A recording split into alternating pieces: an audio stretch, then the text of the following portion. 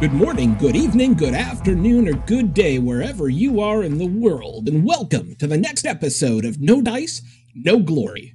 Sponsored by our jobs that actually pay us money, we're coming to you not at all live from an abandoned arms factory deep under a mountain in West Virginia. We are proud to proffer to you the finest in wargaming coverage. Without any further ado, let's get this show on the road. Well, thank you, Sean, for another great intro. And this is like a special show today because you got me. I haven't recorded in a long time, but I'm here with Justin Smith. And he's going to introduce his website, and this is going to appear on both sites. So, Justin, tell us about your podcast. Mitch, thank you so much for having me on your podcast. We have been friends for quite a while, right? Going back to when my kids started playing rugby together and we're coaching sort of together. We'll get into that. Into that. So, anyway, we talked about doing podcasts together because we just started a podcast of our own. What's it called? It's called Tabletop and Beyond. It's myself, my friend Dan, and my other friend Jason, and we three get together as often as we can, and we talk about all things sort of tabletop and gaming related. Let's say we talk a lot about RPGs. That's kind of our forte. So, we have a guy who is probably the resident expert on the Fantasy Flight Games, Star Wars RPG, and all the mechanics that go behind it. I've DM'd at Gen Con. My buddy's DM'd at Gen Con a couple of times. I've only played an RPG once in my life, and that was that was with my buddy Sean, who's been on the podcast off and on, and he got really mad at me because I said, let's try it. I'll try it once because it was really important to him. So when I wanted to name my character, I wanted to use a Juggalo name, so it came out as Thug Nuts Killer, and he got so mad at me. And was this D&D, like classic stuff? It was D&D, yeah. I got the player's handbook here, but unlike all my other books, it's turned backwards. Oh, so when people come, I don't get asked. But it's a different side of tabletop gaming, and So, we have tons of RPG experience that we talk about. But the thing is that my buddy Jason and I, we have gotten into playing a lot of wargaming. Well, I wouldn't say a lot of wargaming. We've gotten into playing Age of Sigmar for Warhammer stuff. And we went out to Las Vegas Open earlier this year. I did not know that. Yeah. I could have introduced you to a lot of people I know out there. And I didn't know you were out there either. See, this I is the wasn't problem. out there. But, okay, I got you. All right. But I know people out there. Yeah, so I was out there for LVO. I played Nova Open last year. I played 11 games in 3 days, which was a little too much, to be honest with you. But it was a lot. But you know what? I had so much fun doing it. And I'm kind of spoiled in that one of the best competitive scenes in the United States is actually here in the Northern Virginia area. There's some really, really good players. And they sort of sucked me right up into their community. And so I've been doing a lot of wargaming. Probably I'd say more wargaming than RPGing. Yeah. I've sort of transitioned a little bit. And let's not tell Wizards of the Coast that. Exactly. So we've explored a lot of different systems. I've been playing like a Rogue Trader, which is a Warhammer 40K RPG. Right. And, we've been trying a lot of different systems. And so we thought, let's get together and talk about all of these different systems because it seems like the, 800-pound gorilla in the room is Wizards of the Coast and Dungeons and Dragons. But there's a lot of other good out there. There's a lot of other interesting things. Much good. Yeah. So you bring up two amazing points, which I'm going to hash out right away. All right, let's do it. One is, and I tell people this. So when I got into X-Wing. Yep. This is the worst place to get into Star Wars X-Wing. Why? And I'll tell you why. Because you have some of the best players in the country here. It's so true. It's so true. Beat you by losing a lot. It's funny because our buddy Dan, the other, the third leg of the stool, is he's the X-Wing player. And he played at Nova Open, and he's like, dude, the guys out here are just so good. They're so good. So the last time I played X-Wing, this was version 1, was at Nova Open, but it was with all those narrative scenarios. It turned me off the game. But under quarantine, which is another thing we should get to, I already had 2.0. I'm a First Order Empire guy because I don't think the Empire did anything wrong. We'll get to that later. So I upgraded my set. I love Armada, but here this is you don't have to take a 2-day trip to Indianapolis to play really good players here. Absolutely, which is good. It's also bad. We had a monthly tournament going on pretty regularly last year, and even up into the quarantine, where 12 to 16 guys, sometimes 20 would show up to a little tournament. That's a little tournament with Age of Sigmar, Yeah. And you're talking about those guys represent the top 20% of Nova Open. Yeah, and it's which is out of 200 guys, and they will eat you. But you know what? Cast in the fire and get better, man. Get good is what they like to tell me. Yeah, and I always get people like, well, I really want to learn this game, but I want to practice before I go to a tournament. And I'm like, no. And I'll tell you why. If you're comfortable with the rules, you go and you say, hey, I'm a baby seal. I'm here to learn the game. To me, I think that's how I learned a lot of games that I play. You read the rules. But I mean, I think players, most part, are very nice. Now, I know when you get into some of the fantasy games, they're not. But for historicals, the other interesting point you bring up is that there's so many great games out there. Well, I may be up until our current situation now. We'll get to that. This is the golden age of gaming. There's so many great games out there. And I was telling somebody the other day, I don't have time to pick up another game. I just picked up Test of Honor, which is an amazing game. And I think I told you about my samurai. Still unpainted. For you, right? Yes. Still unpainted after 3 weeks of quarantine. I just painted the faces this week. Okay. It's very slowly. But there's so many great games. So it's like if you pick up another game, well, what am I going to give up? Because you only have so much time. Right. And speaking of painting, you're a pretty good painter. Thank you, sir. Thank you. You know what? So here's the funny thing about my little wargaming story, right? Which is that I was running an RPG called Shadow of the Demon Lord, and it was written by a guy named Rob Schwalb, and he did a lot of work. That's a great name. It is, right? That is such a great name. Yeah. He did a lot of work for D&D 5e as sort of a freelancer when they came out with the new system when they moved from 4 to 5, 4th to 5th edition, right? So his name's all in the credits, and he's got several pages that he wrote in that thing. And he came up with his own system, which is it's like a D&D. It's you use your D20 to roll and stuff like that. But I'll tell you what, the mechanics are so stripped down and so easy to use that you could literally pick up anybody off the street and say, let's play a game. And by the end, they're rolling dice like crazy. You know what I mean? It's a sign of a good game. I think that's a sign of a really good game that people pick it up. Because, the bottom line of why we play these things, maybe it's a little secret, we shouldn't let it out, is to have fun. What? Shocker. It's a shocker. Now, not doesn't mean every time we go out and play it's fun, but you just have to have a good time. So what did you get into first? Did you get into the painting and the artistry of it, the modeling side, or was the games that drew you first? So let me just pull the thread through on that thing I was saying is, so I was running this RPG, right?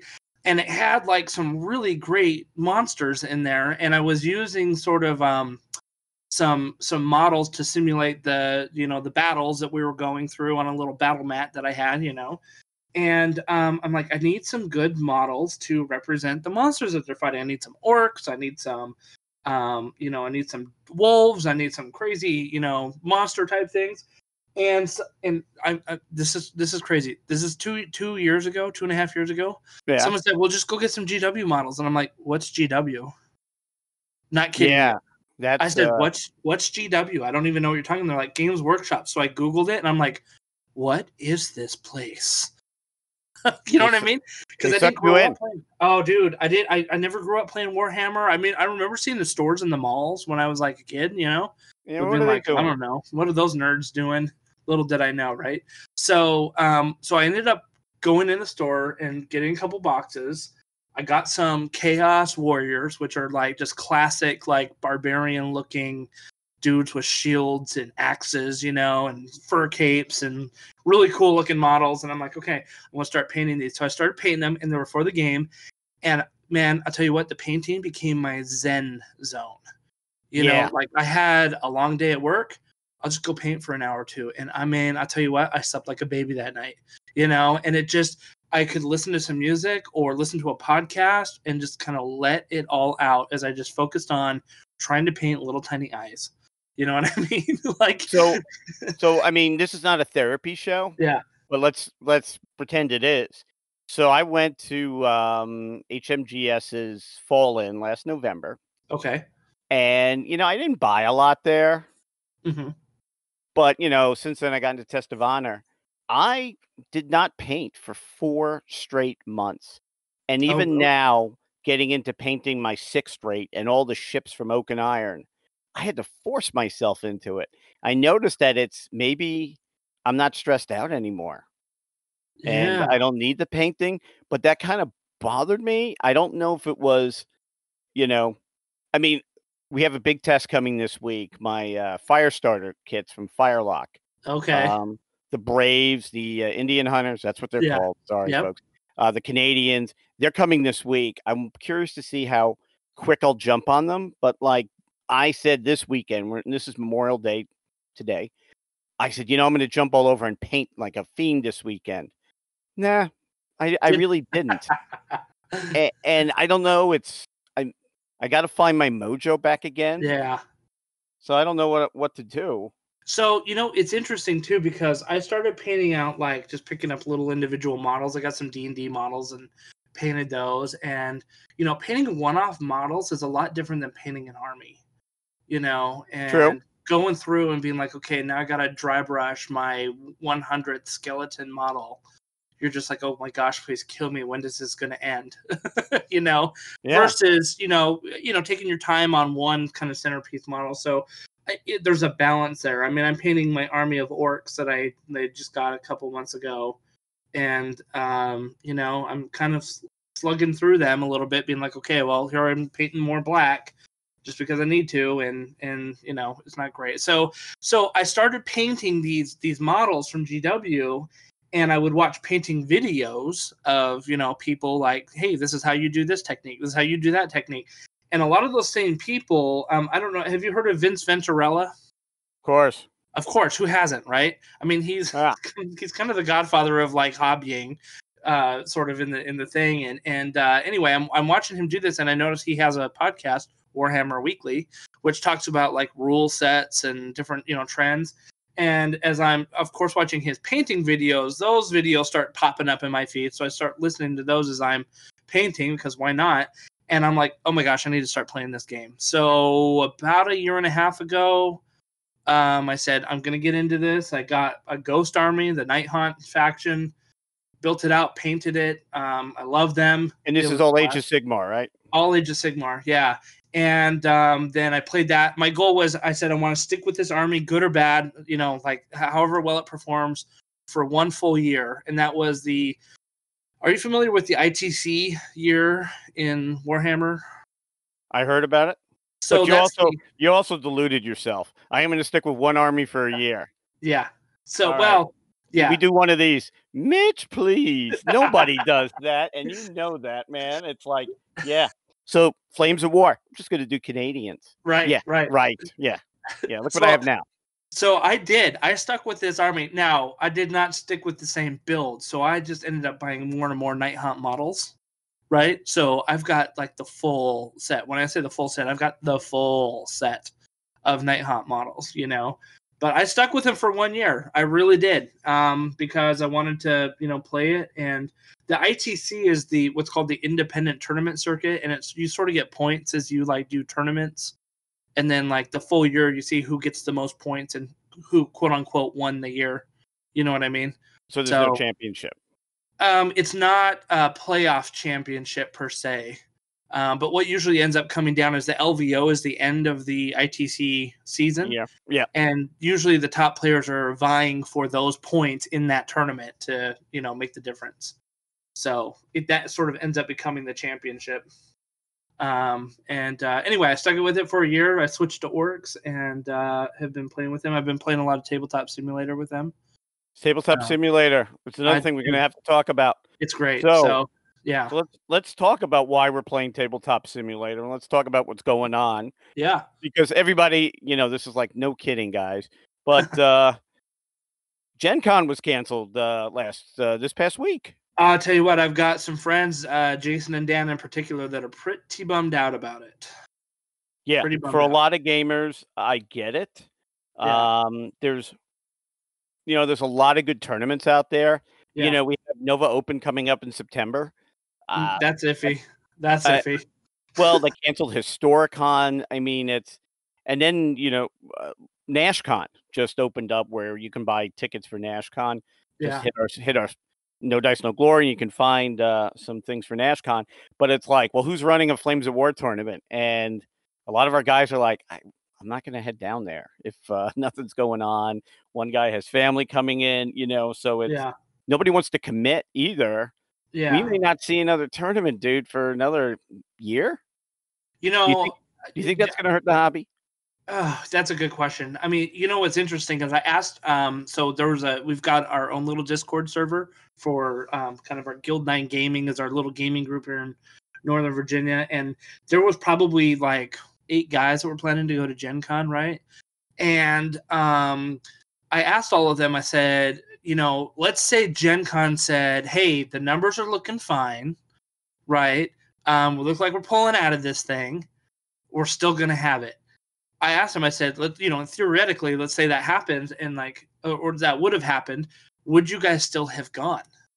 What did they say? I would say 75% of them said no. They said, well, I just don't want to risk it. And granted, I think, Gen Con's sort of on the edge of, like, let's say if things were getting like super better, Gen Con would have sort of been on the edge of it, like a tournament that's in December might be a completely different story. We just don't know, we just don't know. And so let's pull the thread through, like you were saying. Let's say there's no more tournaments for the rest of the year. Does that hurt the hobby? Gosh, I think in some aspects it does, in some aspects it doesn't. And I think the key is Tabletop Simulator. So that might be our segue. So you say that. No, but you say that, and I remember with WWPD, I would cover the different cousins of games or gamers, and board games. That's guys usually play board war games are not miniatures players. Right. Historical miniatures players aren't fantasy miniatures players. Right. Some people live for the tournament. I love going to tournaments, and let's be honest, even when we went before there was COVID-19, guys would always get sick the week after because we're not the most hygienic. We call it the con crud. The con crud. Yeah, you get con crud from just being out there, right? But here's my thing, and I'm going to loop back. Maybe I wasn't so into painting my ninjas, not ninjas, but I'm not running a ninja army. Steve. Maybe I wasn't into it because there was nothing pushing me saying, "Oh, you're going to play in 2 weeks or you're going to play in a month." I mean, a lot of painting is based on, well, I'm going to go use it in 2 weeks. I did more painting in the 3 weeks building up to the Nova Open than I did in the 6 months beforehand. Yeah. Just to get it ready, and I had a certain standard. I think my stuff was pretty much ready, but I'm like, I want it to be tabletop plus standard anyway. You know what I mean? Yeah. I kind of wanted to be recognized. So, I mean, I was painting like the Dickens. My wife was like, every night you're down here doing this stuff. And I'm just like, I've got a tournament. Leave me alone. Well, I know your wife. She's kind of a saint. But, so there's that old thing, it's like really well-painted models play better. But, look, I may not win any games. Faster. Right. I may not win any games, but I'll have the best painted army out there. So it's like a Zen thing. It equals out. My stuff is average painted, and I lose a lot. So okay, all right. I guess I'm screwed. But yeah, what are you playing? What are you playing on Tabletop Simulator? You know And what? Go ahead. Will it replace face-to-face gaming? All right, so these are super good questions. I am playing. We tend to ask them one per show. Fair enough. Fair enough. That is something you guys should do too at Tabletop and Beyond. At least one super good question per show. Got it. Yeah. Noted. All right. So the first question is: will it replace? Well, what am I playing? That's the first one, right? What am I playing on here? I am actually in a tournament right now for Age of Sigmar, and it's a week-long tournament, and we have 2 days to get each round done. And basically, they'll pair you up like we normally do pairings at a tournament, right? We've got the Best Coast pairing app that we use for Warhammer tournaments. And so we got a BCP tournament thing going on. And I was paired up last night, and I pinged the guy. I'm like, hey, I'm free tonight or tomorrow night if you want. Or I guess it was Tuesday night. And let's play. And he said, yeah, dude, let's do it. Let's just do it tonight. And so we sat down and we played a game, and, barely skinned out a victory of that one. And, we'll be moving on to round 2 on Wednesday. And listen, man, I played a dude in the Bay Area, and I may be playing a dude in Pittsburgh, another dude out in Colorado. And some of these guys are you want to talk about in the Nova area was the maybe top 20% right of the Nova Open. These guys are the top 5% of the Nova Open that are in this tournament. And so I am expanding my own gaming abilities by playing on Tabletop Simulator because I would have never had access to these really great players. Now, we're all treating it sort of as casual competitive, right? We're bringing maybe not our strongest tournament lists, right? Because we're all trying some different things. And, we're able to play. I've also been playing some board games that I have never... none of my friends ever had, and here they are available on Tabletop Simulator. I played Games Workshop's Blackstone Fortress, right? Which was a really fun game. I really enjoyed it, and it was one of those that I said, if I see the price right on it, I'll pick it up because I enjoyed it that much. We found some really cool card games that we could play, and what I like about Tabletop Simulator is I can sit down in my basement. I've got my computer going, and I'm playing. But there's a moment in the game that you're playing with your friends that you stop forgetting that you're playing on a computer and you're just playing the game, right? And yeah, sometimes the physical mechanics are a little wonky about moving pieces around and stuff like that. But you know what? You get over it quickly and you end up having a great time. And so I played a lot of stuff. Do I think that it will ever replace it? I think it's going to become the microwave of gaming. Do you know what I mean? It's not going to replace the snow. And so the interesting thing is this. I've talked to a lot of the Age of Sigmar guys, and these are some of the top guys. And we said, we're going to keep playing Tabletop Simulator because now we can go in and play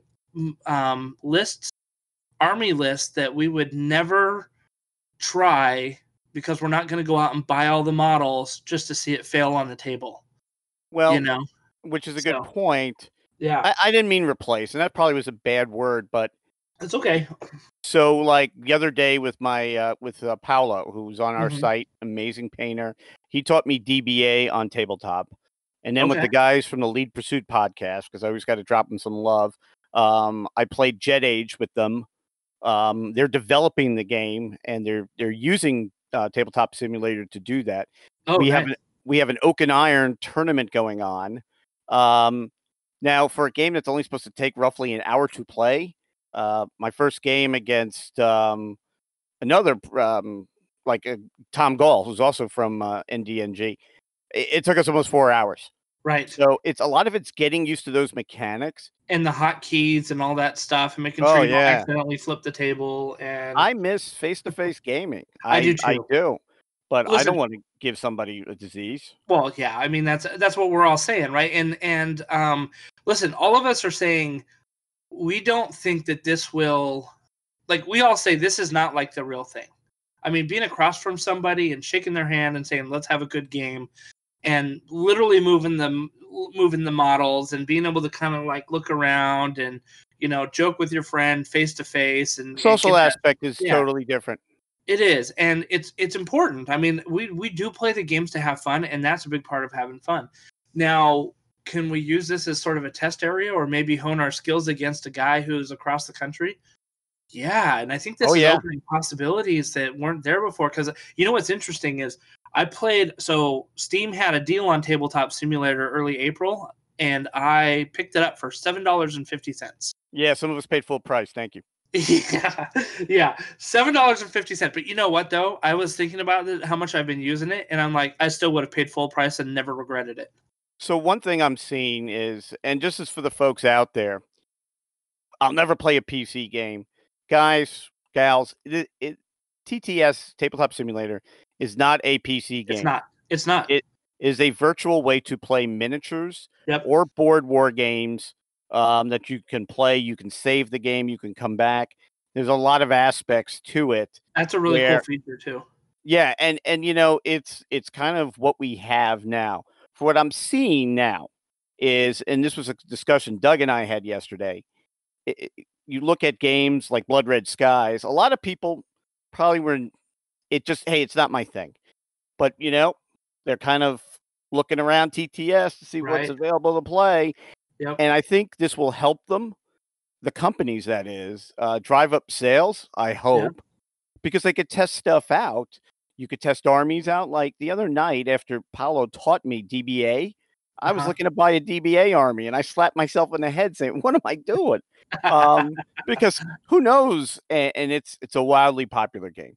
So yeah, I think it cuts both ways a little bit, right? Like, on one hand, I totally agree with you. I'm trying out new games, and I'm like, I like this game. I like this game a lot, and I can see myself buying it. And I don't know if I would have had the courage to drop $100 on or $200 on a starter set for that, thinking I don't know if I'm ever going to like it or play it. You know what I mean?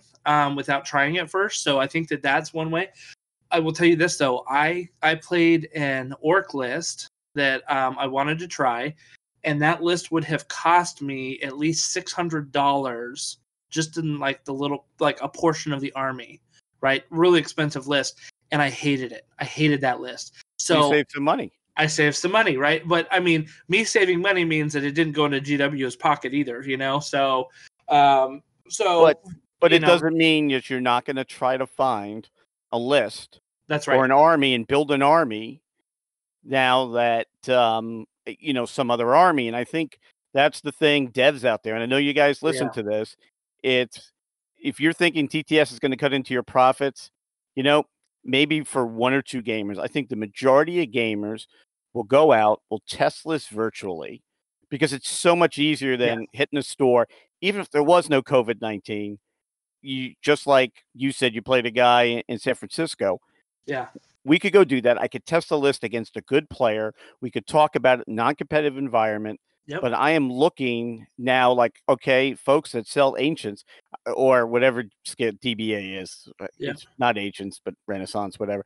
I am going on and I am looking at buying an army based upon how well they play because I'm testing it out.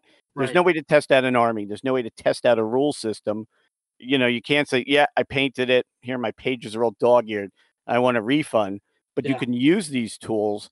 I think games like TTS, and I'm not even going to get into board war gaming with Vassal, because that's a different animal. You know, most of our folks are miniatures players.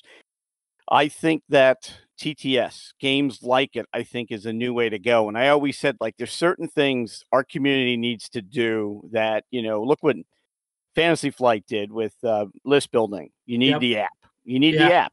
Right. I always thought the combination of games that use apps and miniatures, just like I have a copy of U-Boot here, which you need an app to play.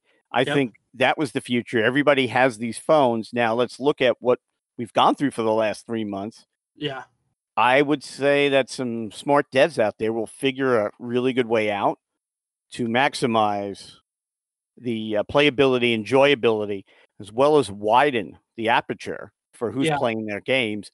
Game devs aren't like that. They see like, well, if they're not paying anything for that, it's money out of my pocket. Right. Yeah, you may, maybe not. You know, there's an interesting aspect that I just thought about as you were talking. So I tried that orc list. It was a brute list, right? These brutes are $50 for 5 in a box, and I had 40 of them running in there, right? Which is why there was like $400 or something like that. Anyway, it was maybe I didn't do the math. Anyway, I had a bunch of brutes. It was going to cost like $400. I ran the list. I didn't like it, and so I didn't run it. I think that if people are trying the lists, and then as a game developer, you're saying, wait a minute, why aren't people buying these brutes? Why aren't people buying more of these models? How come they're always moving towards another set of models all the time? Why is that? Could it be that maybe your rules around them are broken? You know what I mean? Like it didn't work well enough that people are so excited to try that list, because I guarantee you, I know people that will pay through the roof, cash hand over fist, to get a very good competitive list. If they know that it works, price is not a problem to them. You know what I mean? There are some armies that are so expensive, and people will do it because they know it can win and they know that it's competitive. And so maybe that could be another indicator for game developers of like, hey, look, people are testing this out, virtually, and they're not buying the models. Do we need to relook at that rule set and make that maybe a little bit more competitive? And I know in the board game realm, and now, with the Jet Age Blood Red Skies guy, it's also a good way to get a beta test of your mechanics. Oh, man. And I think that is, I think that you'll have a role for this type after all this ends. We have all these tournaments, like, maybe use that as part of the game. But I think to test out concepts, because you just look at the time suck of, hey, do you have a table available? Let's set up the terrain. Let's try this. Where, in Tabletop Simulator, you can knock the table over. There's a lot of fun stuff, but I'm really recommending it to people. And I notice that as this is dragging on, I am starting to get more folks kind of, let me try it out. Man, it scratches the itch so bad. It does. And then, let's look, because I'm in front of my computer as you are. And there's 20,000 games and mods. Dude, it's so amazing. It's so amazing. It is. I found some great games on there that I have yet to try that I've been dying to. And listen, when, I played a game at 9 p.m. last night. When can you do that at the hobby store? Nope. And right? It's not just miniatures games. I'm pulling up the most subscribed games: Uno, Cards Against Humanity, Catan, Fallout, Clue. It says see all 35,000 games. And there's so many games, even like kids games. Oh, yeah. And I'll say this too, though, and this is a bit of a plug for Tabletop Simulator.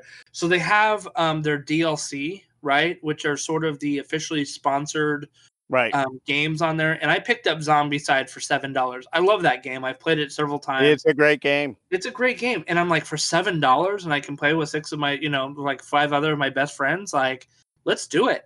And what's cool about those DLC games that sometimes do or do not happen in the mods is that those games are very well scripted, right? So it'll say, like, choose your mission, and you just, like, click a button, and the whole table is set up immediately. All the pizzas are out. All the things are distributed, right? And you don't have to pull anything out of a virtual box and set it up. You just click a button and it'll do it for you. So let's explain that to people too that don't know TTS. Yep. Do you still need the rules of DBA to play DBA online? Yeah, you do. Yep. Yeah, you need to know how to play the game. Yes. Yeah. Now, can you play it against AI? No, there's no AI. You play against an opponent. It is everything a miniatures game is, except that it's virtual. So when you talk about stuff that's scripted, it is how many game mechanics are they putting into the system so you can move your army, and there's already a tool that measures it. It is, or the dice roller that everybody has. It's some guy did that one dice roller. You put the die on it. You say how many you're going to roll, and you hit it. Like, those are scripted things within the game. Or in Oak and Iron, you hit a 4, the ship moves speed 4. These things are all in the game. That's awesome. It is, how that stuff's scripted. So I just think that there's going to be a role for this in the future. I think this is the way, in my opinion, that game companies should do. 1, playtesting. 2, maybe a little market research. Yeah. But there's so much here. Oh, look, a game that I recommend to everybody, The Captain is Dead, is in here. Yeah. By Asmodee. And I have that. So you still need the rules with you to play these games. But folks, TTS Tabletop Simulator, it's on Steam. I could throw a link when this thing hits. Try it. Like Magic is in here. There's just so much in here. So much. How much? There's so much, and I haven't seen anything that's not free. Now here, Zombicide, no DLC. How do you find the paid stuff though? So the paid stuff is in DLC, right? That's but how do I pull up DLCs? If you go to the homepage of the Tabletop Simulator, right, I'm there. It's under the store page. Oh, it's under the store page. Yep. Not the community page. And so when you go to the store page, you'll say like buy Tabletop Simulator. It's right now it's $20, which I think is worth every single penny, by the way. Yes. And then underneath it, you've got 42 games that you can get as DLC. So yeah. And some of them are great. Like they have Scythe. They have like Scythe. Oh, Super Fight. Yeah. You ever play that with your kids? I've never played that one. Oh, we have it. I lend it to people. Patrick loves it. We know each other's kids because we used to coach rugby together. So we know each other's families quite a bit. But your guys will love it. It is funny. It is. And I interviewed the guys at Gen Con last time I went that came up with the game. And it's like you pick like a card that's a person, like Justin Bieber, and then you pick 2 other cards or 3 cards, and you pick like one special power, and then you just draw one from the deck. So it could be Justin Bieber leading an army of tweens that shoots holy water out of his eyes against like I think one of the others was like Wonder Woman with like a wooden leg, and it really just gets kids to debate and argue because there's no real winner. Yeah. Okay. But I've heard of this one. I've totally heard of this one. Yeah, I have. I even have the adult deck, which don't you and I can play them. It's fine. But these games here. Yeah. Here's Captain is Dead, which is an awesome game, which I'm gonna pick up. It's $5.99. I mean, but can you beat that? Like, what was that? Can you beat that price? I mean, like, no. You go to pick up these games, and they're gonna be $30 minimum. Most of these, right? Blood Rage is $40 game from Cool Minis or Not. It's $8 on Tabletop Simulator. And by the way, only the host needs to have the game, which means that not everybody has to buy that. So if I picked up Blood Rage and I invited you and 3 other buddies to come play that with me, you can just jump into my game. I've got the game. So only one person needs to buy it. So with my friends, we've been rotating on, like, if somebody buys something, like, okay, you pick up a game this time. And, then you pick up a game. Wingspan's a hot game right now. They were demoing that at Gen Con last year. Well, there won't be any Gen Con this year, which is going to get into an interesting fact, I think. One thing that these cons were good for was releases, was demos, especially Gen Con. Right. It was great to market games. If I picked up Zombicide from a game that it's weird, like I ended up liking the guy, talked to him. The guy talks so fast, but I bought the game anyway. But he was there to push the game. These guys are not going to have those outlets. No. And then pushing the games to stores. Now it's, well, look, somebody's going to call up a store for a game. They're not going to say, hey, tell me what's a good game that features, post-apocalypse. Yeah. They're not. It is. I think the smaller gamers, it's going to hurt.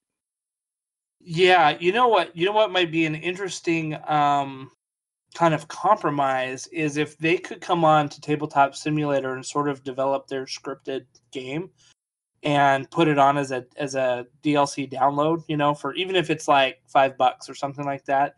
And then if somebody ordered the game for them, you get a free, coupon for their game or something that you can play on Tabletop Simulator as well. Yeah. I mean, it's going to be tough. I think the releases are hard. It's interesting. You speak of releases. Games Workshop just came out with a big release this week, and it was they announced the 9th edition of Warhammer 40K. And that it was all something that wouldn't be done normally at a con or a big tournament. They decided to do it all virtually, and they've been announcing armies that are almost done. So like at the Nova Open, right? Wednesday night is Warhammer night before the Thursday tournament starts, right? And that is where you go at 7 p.m. and they do all of their big release type stuff. They have like a big seminar and unveiling of new models and talking about the new campaigns. All that's gone, but they've started doing it virtually now, and they've been ratcheting it up, through their YouTube channel, through their Facebook stuff.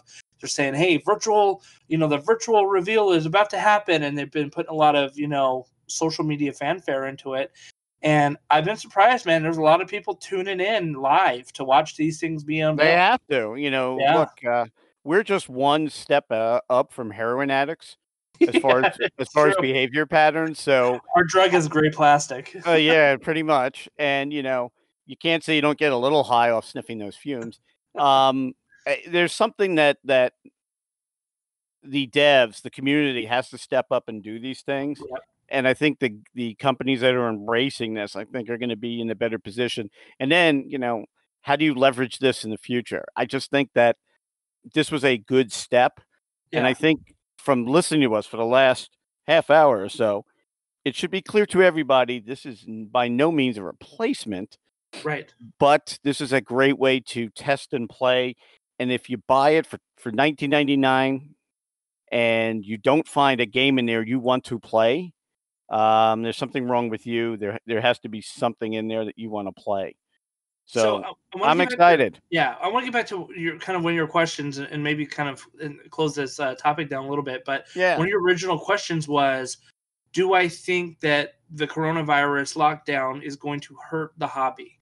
And we've talked about a way to mitigate that through Tabletop Simulator, but I don't know if we really truly answered that question. I don't think there's an answer for it. I don't know either. I don't know either. I'll tell you this, one of the reasons, and you said that 75% of the people you asked didn't go, is wouldn't that have gone right. Now you do mostly fantasy type games. It's a younger crowd, and historical miniatures, which we'll get to talking next. It's an older crowd, and I like even the guys I argue with online. I love them. Yeah, I love them. I love seeing them. I would hate to go to a game event. Right. And have them get sick. Now, many years ago, and there was a guy who asked me to play doubles. I knew from local stores. His name was John Stidd. He got the flu a couple of years ago from right after Fallen. He got the con crud, passed away. No way. Yeah. Wow. He's a great guy. Every time I saw him, always talk. Now, we didn't win very many games because he likes to charge with stugs, but that's a totally different story. But, I feel bad because if I was a little sick, I didn't see him. I wasn't at that con. Right. Which is, sure he wasn't. I would hate to cause that with somebody else. And then hopefully somebody else with me. So will it? I don't know. I know guys are buying stuff still. Yeah. Now is a good time to start a new army. Right. Maybe pick up a new game and maybe use a thing like TTS to kind of help you out. Yep. But I don't know if it's going to hurt. I think it's going to hurt the stores. I hate to say it. We're lucky. So we got about 5 or 6 stores from the Baltimore, West Virginia, Fredericksburg, Northern Virginia area. Yeah. I hope they're all there when this ends. Yeah, I mean, I went to Huzzah probably the first week that things were starting to lock down, and they were still running stuff. Yeah, they were limiting store access and all that stuff, which is totally understandable, right?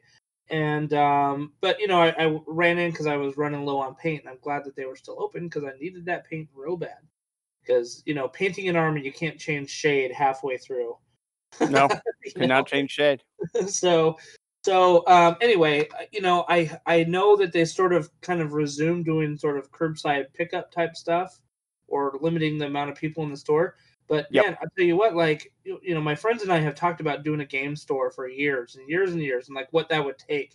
That's a totally different show, and we can have special guests that will totally talk you out of it. Yeah, I don't doubt it, because every time we come to it, we say you have to diversify, right? You can't just sell games and expect that to, see you through the store type of thing. And these stores can't diversify now. They can't sell food. They can't sell drinks. They can't sell, you know what I mean? Like that. They can't do tournaments and events that would help draw in a lot of people. So I think they're going to be hurting bad. And I hope that it doesn't affect it. But listen, even if, let's say that tomorrow in our area, all of a sudden they're like, oh, all clear, everybody, go ahead and open up. I just don't think people will go back anyway. I think they'd be a little concerned about it. Yeah, I think you're right. But once again, let's just hope for the best. But message out there, message B. If you're writing this, I know most of you guys are painting while you're listening. Take down your second note after 1. Check out TTS. 2. Support your local game stores.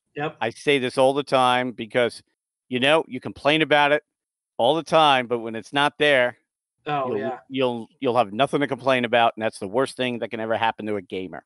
There used to be a great store in Woodbridge, and it shut down. Yeah, Game Parlor. Yep, exactly. And now there's a Guild Gaming store, and it's pretty good. But I work up in Chantilly, so the one that's the one that's sort of been my go-to has been Huzzah up Chris there. Hune, we're big supporters of him. We love Chris. Chris is one guy that kind of does it right. It's a great store. Yep. So yeah, it's just a different. It's going to be different, and I hope we can make it through it. So yeah. So what do we want to talk about next? So yeah, I mean, we're dual podcasting with this stuff, and I wanted to get a little bit of flavor of what No Dice, No Glory meant for my listeners, and some of the historical wargaming that you do, because I've run into you at Nova Open, and you were doing a bunch of stuff with Warlord, and then you were also doing a bunch of the stuff with the just slipped my mind. It's the 17th century, or I guess 18th century pirate stuff, right? Blood and Plunder. Blood and Plunder. Yep. So let me ask you a question. Yeah. Let's pretend this is a cult. Okay. You're a diehard RPG fantasy player. Okay. Yes, I am. What can I do to get you into a period historical miniatures war game? All right. What would you need? What would the game need to have? Oh, what would the game need to have for me? All right. So let me give a little preface to this, right? I've actually hit you up on Facebook a couple of times, and the private messaging thing, telling you that I've been into the Great War YouTube series, right? Amazing. Dude, it's amazing. So good. And so I'm sitting here going like, wow, I mean, I never really understood sort of the exploits of the French troops at Verdun, or just the McEnroe in Russia and stuff like that. And so I'm sitting here going like, wow, like all these different sort of armies and settings and campaigns. So to be honest with you, like I have an inkling for like a World War I like historical thing, and the thing that would probably draw me in would be, is it all just trench warfare stuff, or is it different battlefields? Like, are we talking like, is there Gallipoli stuff? Is there? Well, sir, let me explain to you a game. Now, I'm going to get a lot of hate mail. Okay, I didn't tell you to ask me that question, correct? You did not tell me to answer that question. And to be fair, I even told you when we first started talking about this that I wanted to bring up World War I historical gaming. So just so happens that there was a game I worked on with Firelock Games. They do Blood and Plunder. It's called Blood and Valor. Okay. You can hit No Dice, No Glory. I think we have 8 or 9 or 10 stories about it. We actually did a whole podcast on it. Oh, but nice. One of the things that, now I can say Rufus and Kai asked me to join them, but no, I begged them to come on. But one of the things that I enjoyed doing the most was putting the world into World War I, and I always call it Great War. I wanted to have East Africa in there. If you want to read an amazing story, read Mimi and Tutu's Big Adventure. We don't cover it. Read anything about Von Leto Vorbak in East Africa, who surrendered because the war was over, not because he was beaten on the battlefield, and played a hit and run game from all the way from what is now Kenya to Mozambique to the Congo. I mean, pretty crazy for 4 years keeping it up. The other thing that we put in the game is the Near East, which is Mesopotamia, which is Palestine, which is Lawrence of Arabia is in the game. Yeah. Oh, by the way, J.R.R. Tolkien's in the game too. Of course he is. That's awesome. He fought in the war. He served. Yeah, absolutely. So one of the things that I thought that was important is they wanted to make a trench raiding game. And I said, look, and I begged. And, they a lot of it was just telling people about these fascinating stories that happened during the Great War.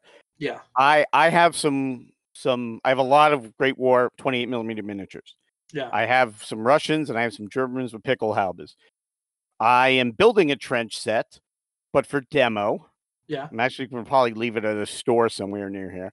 But I have no desire to paint up a 1917 French army to fight, or 16 army to fight in Verdun against Germans. I want to play Near East because I have a whole Turkish army. We also wrote the Anzacs in there fighting. We wrote forces just for Gallipoli, which if you look at the rest of the game, everything else is for large swaths of the war. Yeah. But we wrote something just from April of 1915 to January 1916. And it's, Ataturk's in there. Yeah, cool. And it is, I will get you some information on it. But the thing that folks should realize is that it was a world war. It was fought everywhere. And let me give you a little spoiler. We started working on book 2. Oh. Yes. Really? And book 2 will put the rest of the world in the game. So Italy, Austria, Hungary, Bulgaria, Romania, Serbia. Yeah. Now, when I say Russia, you're speaking my language right now. And the thing is I'm smack in the middle of 1916 right now. So this is all going down, right? And I'm sitting here going like, it'd be great to have an Austro-Hungarian battle against the Italians, and you need a mountain map though. Exactly. I used to live not too far from where Isonzo Valley. Yeah. When I was stationed in Italy, and it's awesome. But people are like, well, is Russia going to be in the book? Well, you have Imperial Russians, you got White Russians, you got Red Russians, you got Green Russians. You're going to have Poles. The game is, and then we're going to do a little thing where we may look at bringing some of the other armies into 1919, so you can fight the Allied armies in. So we're really going to cover a lot of waterfront, maybe Japanese, maybe some Chinese warlords. But the rules work so well for that early bolt action period. Yeah. Bolt action as in the rifle, not the game. Right. Of history, that it's going to be a really good game. One thing I'll just have to say is, go to the Facebook group, join it. But everybody wants to add their own little thing in the game, like, oh, it has to have airplanes. No, folks, please. But armored cars are going to be put into the game. So, I mean, I actually bought an extra book. I will get it to you somehow. But that is a great period, because what attracts you about fantasy is the backstory. Yes. Which is it's all made up, and these larger than life heroes. Yep, absolutely. Yeah, I think you hit the nail on the head with that. And Great War has that. It really does. Every force has some very unusual characters in the game. Heroes, Lawrence of Arabia, like I mentioned, Ataturk, Von Leto Vorbak, Meinzer, he was British, believe it or not. It's in there. So if I am trying to convince a fantasy player, I'm probably going to hit him with something like Blood and Valor, because I don't think it's going to be a total paradigm shift from what they're used to. Yeah. I think they can take that knowledge that they have on tactics, playing with fantasy and then bring it into the Great War, because the skirmish game at the end of the day is a skirmish game. Right. It is just the chrome and mechanics of it. So you, sir, will once this whole thing ends, we'll have to play. I need to. And we've been talking about it, and here's the paradox of where we're at right now, right? The paradox of where we are at. Before we had proximity and ability to play together, in terms of being able to get together and actually do it, but we had no time. Right, our kids were busy. We were busy. Things are going. Now we have all the time in the world, but no way to proximity. Get together. No proximity, right? And I'm going to follow up with 2 other games. Yeah, please do. I am all about like knowing that our hobby is kind of like heroin addiction. Yeah, and I'm gonna try to find different crack to get you in.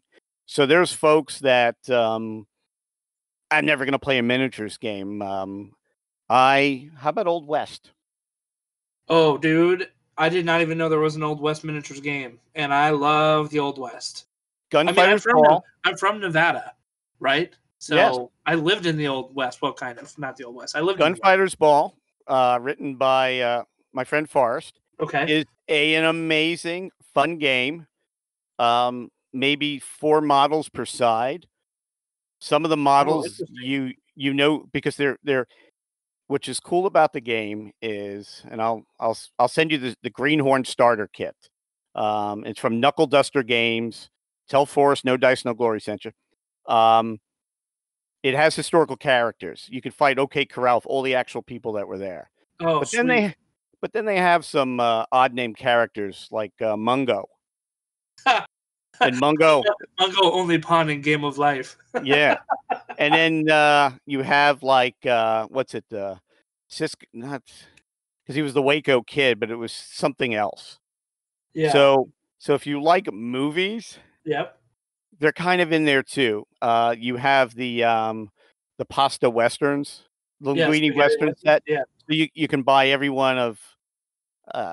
You got like the Man with No Name, and I love it. And then they have the Duck, which is the Duke.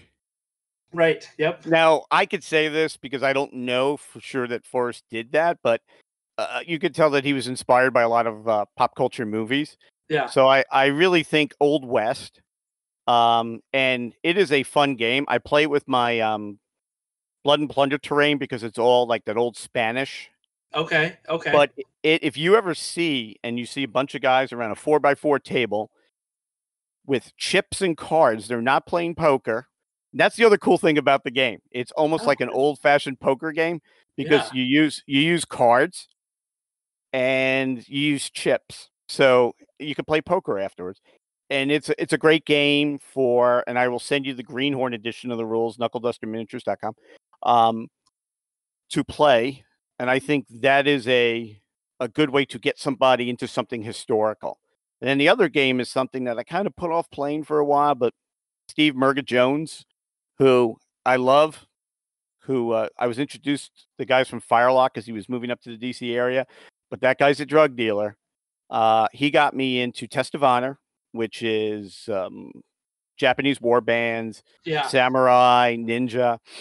Once again, I may not get you to play and move a Panzer around a table because you think, it's historical, it's geeky, but who doesn't like a pulpy type ninja samurai game? I think those 2 games. Yeah, when you sent me the pictures of and the link to the website for that game, I was like, these are some cool models. Oh, they are great models. And just to put them together and paint them and say, like, here's my samurai army. Let's say I never play it, which, I mean, again, I told you how I got into playing tabletop wargaming. I started by painting the models. And I said, I love these models so much, I want to see them in action on the table. That's honestly, that may be the way to get me into this, right? Be like, hey, check out these cool models and try painting it, and kind of get into it from there. I'm excited to try these. I really am. I like the idea of a Great War. How many models are in a Great War game, would you say? You can get by with 25. 25? That's not a lot. I'm telling you, I've got my Night Hunt army had, just off the top of my head, probably 120 models. Yeah, you see, that's a lot. So what I did was 2 years ago, maybe this is why I don't paint anymore, is I wanted to play 28 millimeter Napoleonics. Yep. So I have 115 Brits, artillery, cavalry, infantry, lights. Yep. I have 120 or so French, and I wanted to use it for sharp practice. I wanted to use it for black powder. I wanted to use it for chosen men. There's so many great, because I already have 15 millimeter Napoleonics.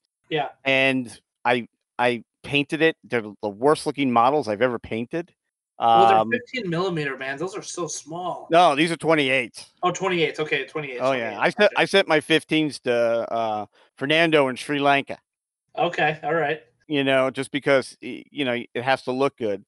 And I think that's a good crack. And then there's other different types of genres of gaming, and I'm pushing all the games I help work on, like Heart of Leviathan.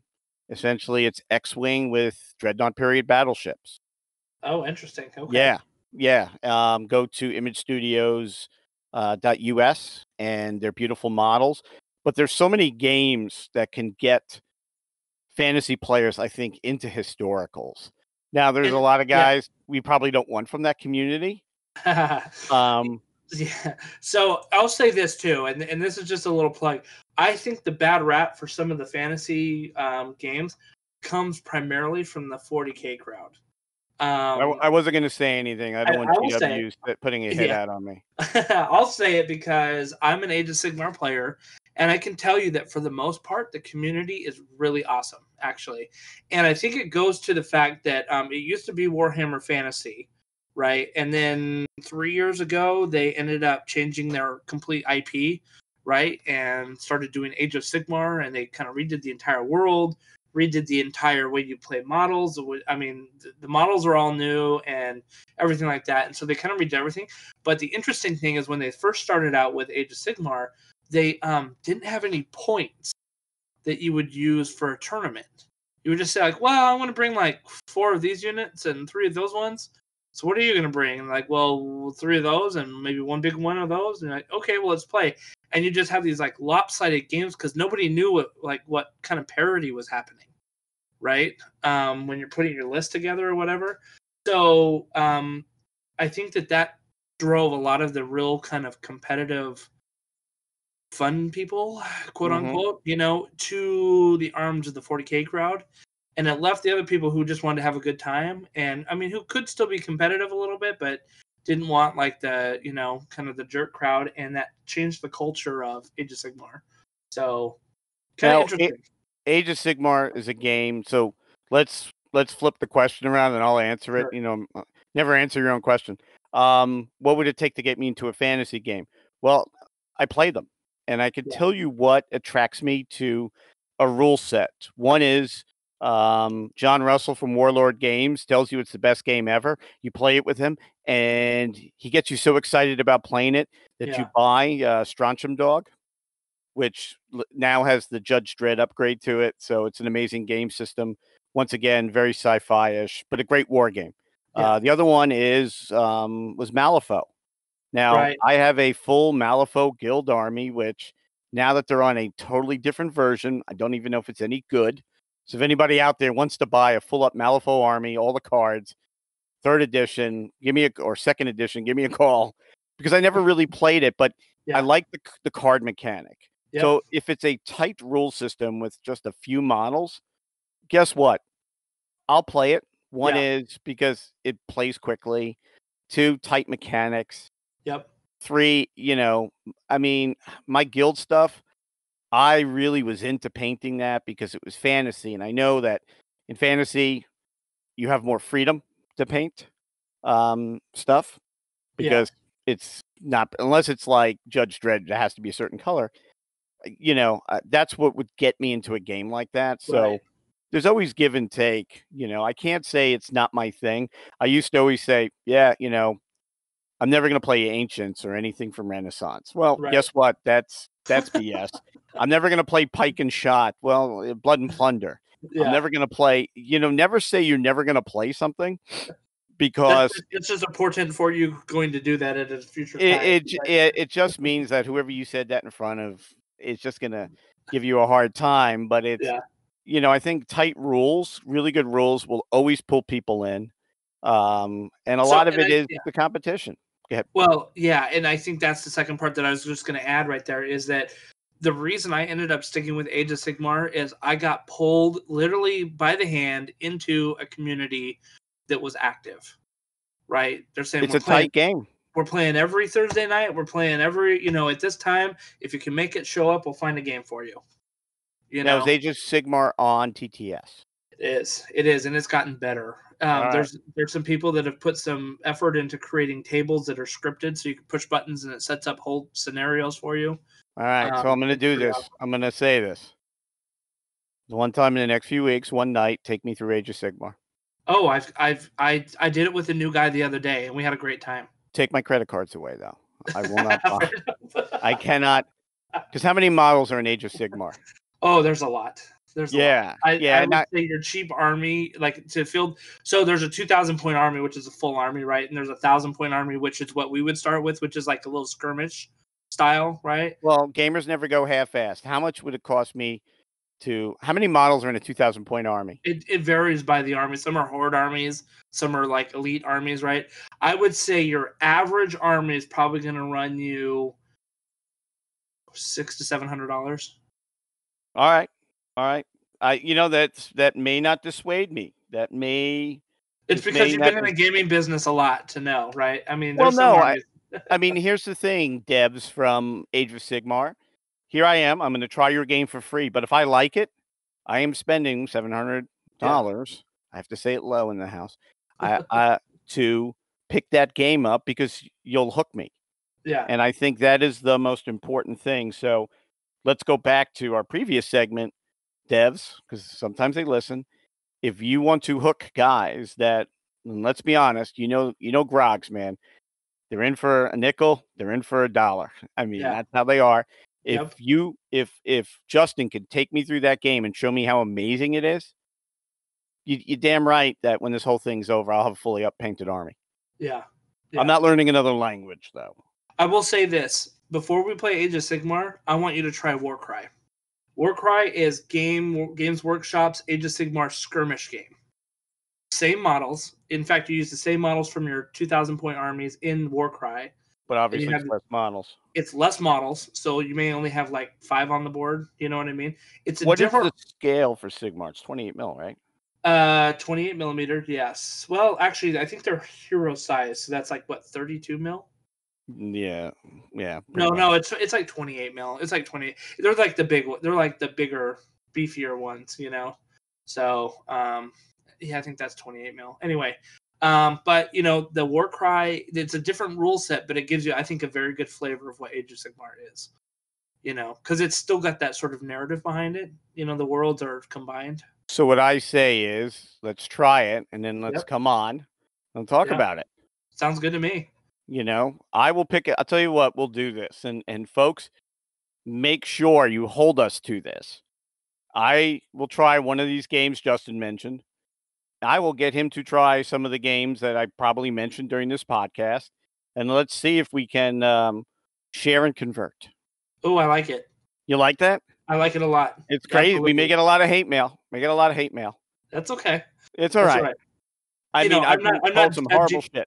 Yeah, I'm not a GW guy, die to the wall. I'm sure that your, listeners may have a love-hate relationship with GW, but it is what it is. Well, it is what it is. It's a big gaming industry. They're the gorilla in the room, right? Right now, yeah. they're the Wizards of the Coast in terms of fantasy. Fantasy, yeah. Yeah. Well, and let's just see how they come out of it. I know they have a big price increase coming up next week. Which, by the way, was paired within 2 days of, the announcement of that was paired within 2 days of the new edition, the 9th edition of 40K. And that was not, I mean, you and I both know that was not done on a whim. Boom, price increase. What? Are you kidding me? Boom, new edition for the game. What? People lost their minds over it and totally forgot about the price increase until they go to buy stuff next week. Yeah, I guarantee it's not going to dissuade them. So look, we got homework now. Yes, we do. So we're going to have to do this. So where can they find this podcast on Awesome. Yeah. So we are Tabletop and Beyond. Best places to go: iTunes, Spotify, iHeartRadio. I would normally tell you Google Play Music, but for some reason we don't come up in the search there. Our feed is there, but we're not coming up in the search. I think they're kind of goofy with their whole switching to Google Podcasts right now. Yeah. So I would say go look us up on Spotify, iTunes, iHeartRadio, and Facebook. Where are you on Facebook? Tabletop and Beyond. Tabletop and Beyond. So check us out, and And for the No Dice, No Glory people, I will have links to all this. We are NoDiceNoGlory.com. Yep. We cover wargaming roll by roll, spelled differently in each case. But dude, I've known you for a long time. Yeah. And here's a funny thing we should share with people. So we coached for 4 or 5 years together. Yes, absolutely. And it wasn't until you asked where I was. Yep. And you were told that I was at Historicon playing Little Army guys. No, that we realized. That wasn't the words that your wife said. But what'd she say? The words your wife said were, "Oh, he's up in Pennsylvania playing with his little plastic men." And for all this time, we didn't know that we shared this hobby. No. Which I tell you what, man, and I've said this before to gamers that I find no one to play with. We are not advocates of this hobby to others. We are the worst advocates because we worry about people making fun of us for playing. There's a stigma. Yeah. There's a total stigma there. And I'll tell you what, in the last few years, I have totally gotten away from that because I can't grow the hobby. I can't grow the excitement unless, dude, this is what I do. And you know something? It's not like I'm not proud of it. Right. Luckily, a year and a half ago, I got a job where I could talk about it all the time because, I run war games for the Air Force. Yeah. And people are like, oh, something about gaming. And I go, here's my wargaming business card. This is where you reach me in the Air Force. Bam, here's my No Dice, No Glory card. And I'll tell you what, man, people are like, oh, that's pretty cool. It's funny. I told you I've been working half on, half off during this quarantine thing, right? Because I have a job where I'm sort of essential. I'm half essential. Well, yeah, exactly. I'm not even. Yeah. That was said tongue in cheek, Anybody that's met the two of us, if we are half of anything, we're still full of something else. Yeah, exactly. So anyway. So I went in on Monday, right, of this last week. And my boss comes in and she's just like, oh, this has been the worst week. I need to find a hobby or something. She looks at me and she goes, what do you do in your off time? And I was not prepared for that question, to be honest with you, just to be thrown at me like that. And I'm like, I paint little figures. Yeah, I mean, it was the lamest thing. And she looked at me like, you do what? And I had to explain. I pulled up my Instagram account. And I'm like, this is what I do. And she's like, wow, that's really cool. But I could tell she's like, I did not expect this from him at all because I don't really talk about it at work, but I bring my minis in and people that listen know I've had everybody at work get into it because it's very related to what we do at work. And, if I want to teach you mechanics, it's boring just to sit there and go over what game mechanics are like from an Orsa's point of view.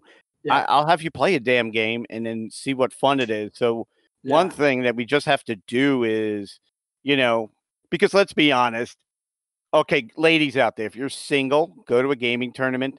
There's a lot of single guys that are shy, but they have a lot of disposable income. Go. Yeah. Okay? Because you could tell the good-looking ones. And out of 3,000 people, which is a small con or a mid-sized con, there's going to be a couple of people that you're interested in. Yeah. But I remember saying somebody came up to me, it was at Nova Open, and they're like, are you staying in the hotel? I go, no. Because they thought I didn't belong there because I was with a lot of dudes and they're friends of mine and I didn't appreciate this. Well, you look more normal than they do. I go, well, let me tell you something. They're more normal than I am, regardless of what we look like. It's when people realize that all walks of life do this. Yeah. That, and I once looked at the demographics and it's usually white males, college educated between the ages of 24 and probably in their mid 50s. Yeah. but that's historicals. But we need to be better stewards of our hobby. Now, I didn't mention it to you just because it really never came up. Not because I was embarrassed, because I'm generally not. Just never came up because we were doing something else. Yeah, I mean, we were focused on coaching kids, and then usually, honestly, by the end of it, I'm like, I don't drink, for the record, but I'm like, I need to go get a drink. Yeah. This is him not on drink, but I look forward to us playing and talking again. And I want to meet your co-hosts. Yeah, definitely. We'll have to do another one of these and have them on when they're not super busy. Yeah, and then when you guys, what I'd like to offer to you guys is that if you guys record one, just the three of you guys, shoot me one of your episodes that you think is very cool. Let me throw it on our feed, because I want folks to kind of, hear other voices, as well as maybe I think they'll find what you guys have to say interesting.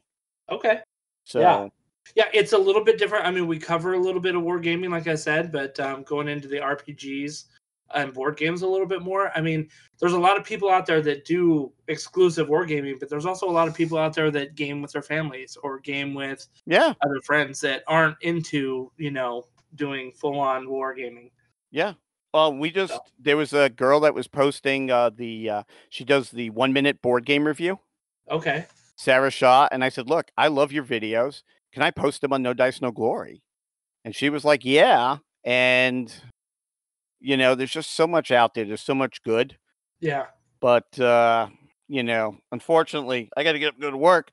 So I can't play tonight. But the next time you hear our two voices together again, we will be telling you about our swinging. Can we call it swinging?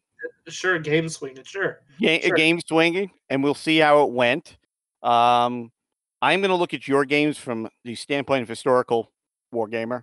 Okay. I want you to look at mine from a fantasy wargamer. Awesome. And be critical. Yeah, that'll be fun. All right. Well, I'll tell you what, man. I'm going to turn it back to Sean. But this was fun. Thank you for having me on here. Thanks for thanks for having me. Actually, this was, you invited me. But I thought your compatriots were just going to play Stump the Dummy with me. So I was like just getting ready, like, oh, what the hell are these guys going to ask me all day and this and that? But no, this turned out well. Next time, this was the ease you into the Stump the Dummy session. Okay. All right. We'll look forward to it. And you could find us at nodicenoglory.com and just Tabletop and Beyond. Yeah, Tabletop and Beyond on Facebook is probably the easiest place to look for us. All right. Well, now back to the studio. Thanks so much for joining the show tonight. Remember to follow us on Twitter at No Dice, No Glory, and keep the conversation going on NoDiceNoGlory.com, now featuring our own message boards. Have a great night, everybody.